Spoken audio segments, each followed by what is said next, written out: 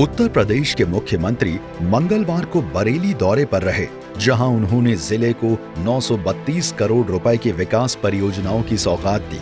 इसके साथ ही सीएम ने स्कूल चलो अभियान का शुभारंभ किया और स्कूली बच्चों को किताबें और किट बांटी।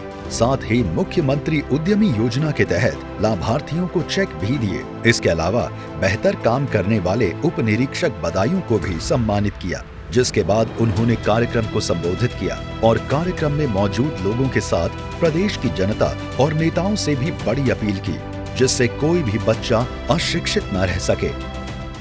शिक्षा के लिए एक नया सत्र प्रारंभ होने वाला है।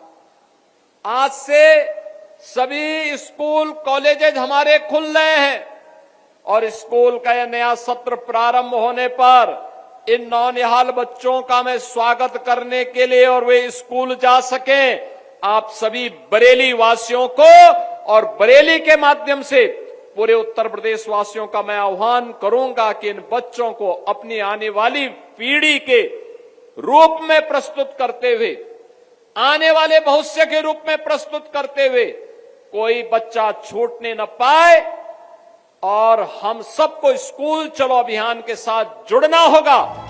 कार्यक्रम को संबोधित करते हुए सीएम योगी ने विपक्ष पर भी निशाना साधा और बेसिक शिक्षा की स्थिति की बेहद खराब होने का आरोप लगाया। साथ ही वर्तमान सरकारों के कामों का भी जिक्र किया, जिससे बेसिक शिक्षा में काफी सुधार हुआ। कि 2017 में जब बेसिक शिक्षा परिषद की स्थिति को हम लोगों ने देखा था, उस समय बेसिक शिक्षा परिषद की स्थिति अत्यंत खराब थी। तमाम स्कूल बंदी के कगार की ओर जा रहे थे। न टॉयलेट थे बालक बालिकाओं के लिए, न पेयजल की व्यवस्था थी, न फर्नीचर थी, न वहां के फर्श बने हुए थे। स्मार्ट क्लास और डिजिटल लाइब्रेरी की बात तो ये दूर की कौड़ी थी। और बहनों और भाइयों, आज मुझे बताते हुए प्रसन्नता है, उत्तर प्रदेश में 2017 में 1,34,00,000 बच्चों ने केवल नामांकन कराया था। इसमें 60% बच्चे ऐसे थे जो कभी स्कूल नहीं जाते थे।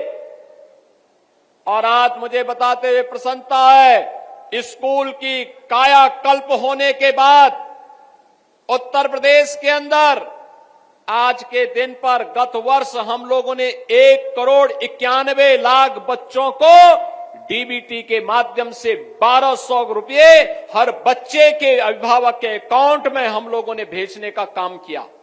मंच को संबोधित करते हुए सीएम योगी ने एक बार फिर दंगाइयों को बड़ी चेतावनी दी और किसी तरह की गतिविधि करने पर सख्त कार्रवाई की चेतावनी दी। साथ ही इसी दौरान उन्होंने समाजवादी पार्टी के मुखिया अखिलेश यादव पर भी निशाना साधा और गौ हत्या को बढ़ाने का आरोप लगाया। बरेली अब चंगा है, अब बरेली में दंगा नहीं, अब बरेली में चंगा है। दंगा ये सब चूहे की तरह बिलबिलाते हैं, लेकिन बाहर निकलने का दुस्साहस नहीं कर पाते हैं। उन्हें मालूम है दंगा करेंगे तो दुष्परिणाम क्या होगा।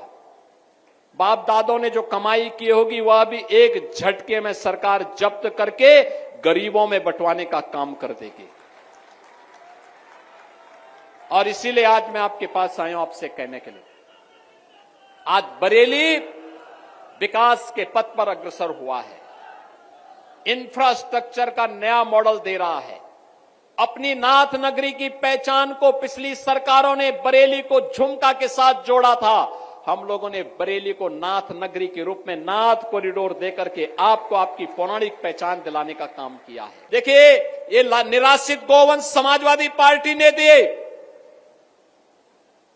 और इसीलिए इन्होंने गायों को लावारिस छोड़ दिया था। देखा ना, समाजवादी पार्टी के मुखिया क्या कहते हैं? कहते हैं गोबर से मुझे दुर्गंध आती है। ये है इनकी असलियत, यही है, क्योंकि गौ माता को कसाईयों के हवाले करते थे। हमने कसाईयों को जब भेजा जहन्नुम की यात्रा में तो इनको परेशानी हुई। इनकी परेशानी तो वह है कि इनके मित्र कसाई सब चले गए जहन्नुम में। तो अब इन गोवंश को बचाने की चुनौती थी, तो आप ही की धरती के सपूत, आप ही के द्वारा चुने गए आंवला के विधायक ने 7,700 से अधिक निराश्रित गौ आश्रय स्थल खड़ा किए और आज वहां पर 14 लाख गौवंश की देखभाल स्वयं राज्य सरकार कर रही है और शेष हमने अन्नदाता किसानों को दिए हैं। आप भी पालिए, एक गौवंश पर 1,500 रुपया हम महीना आपको उपलब्ध करवाएंगे। अगर कोई किसान 4 गौवंश रखता है तो 4 गौवंश के लिए 6,000 रुपये महीना हम उनको देते हैं। आप याद करिए, आम के आम और गुठली के भी दाम। गौरतलब है कि कुछ दिनों पहले ही अखिलेश यादव ने गौशालाओं को गोबर से दुर्गंध और परफ्यूम पार्क को खुशबू से जोड़ा था, जिसे लेकर बीजेपी सहित कई पार्टी के नेता अखिलेश यादव पर हमलावर हैं। ब्यूरो रिपोर्ट, सूर्या समाचार।